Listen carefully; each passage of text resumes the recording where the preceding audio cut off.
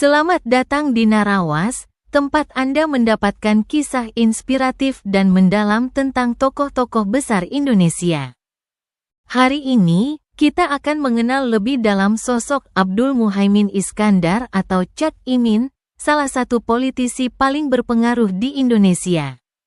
Mulai dari masa kecilnya di Jombang, kiprah sebagai aktivis reformasi, hingga menjabat posisi penting dalam pemerintahan. Mari kita telusuri bersama perjalanan panjang dan penuh perjuangan ini. Jangan lupa like, share dan subscribe channel Narawas agar Anda tidak ketinggalan kisah inspiratif lainnya. Masa kecil dan pendidikan di Jombang. Abdul Muhaimin Iskandar lahir pada tanggal 24 September tahun 1966 di Jombang, Jawa Timur, di lingkungan keluarga pesantren. Ia merupakan putra dari pasangan Muhammad Iskandar dan Muhasonah. Lingkungan pesantren ini membentuk kepribadiannya yang religius dan nasionalis. Setelah menyelesaikan pendidikan dasar di Jombang, ia melanjutkan pendidikannya ke Universitas Gadjah Mada di Yogyakarta. Mengambil jurusan sosiologi, tak puas hanya dengan satu gelar dan melanjutkan studi di Universitas Indonesia. Masa-masa kuliahnya adalah titik awal keterlibatan aktifnya dalam dunia politik dan organisasi. Aktivisme dan awal karir politik.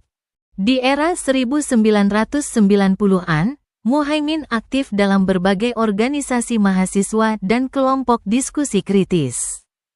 Ia menjadi salah satu tokoh muda yang vokal menyuarakan reformasi dan demokrasi. Bersama sejumlah tokoh lain, ia mendirikan tabloid Detik, media yang berani mengkritik pemerintahan Orde Baru. Tahun 1998 menjadi awal kiprah politiknya di PKB, Partai Kebangkitan Bangsa.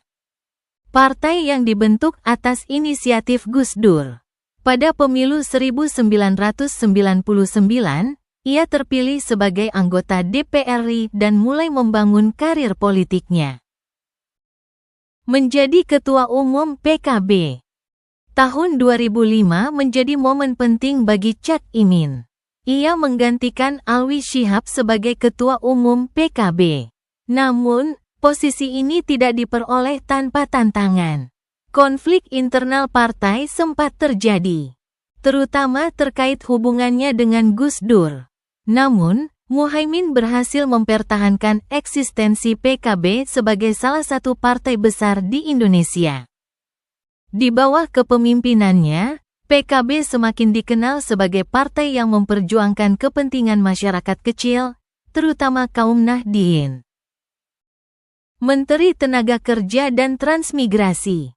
Karir politiknya mencapai puncak baru ketika ia ditunjuk sebagai Menteri Tenaga Kerja dan Transmigrasi dalam Kabinet Indonesia Bersatu II, tahun 2009 sampai tahun 2014. Di bawah kepemimpinannya, banyak program yang diluncurkan untuk melindungi tenaga kerja Indonesia, baik di dalam maupun luar negeri. Ia juga memprioritaskan pengembangan wilayah transmigrasi untuk pemerataan pembangunan di Indonesia. Kembali ke DPR dan dinamika politik. Setelah menyelesaikan masa tugasnya sebagai menteri, Muhaimin kembali ke DPR sebagai Wakil Ketua DPR RI periode tahun 2019 sampai tahun 2024. Ia dikenal vokal dalam memperjuangkan berbagai isu strategis, termasuk pemberdayaan masyarakat desa dan penguatan peran legislatif dalam menjaga keseimbangan pemerintahan. Jabatan Menteri Koordinator Bidang Pemberdayaan Masyarakat.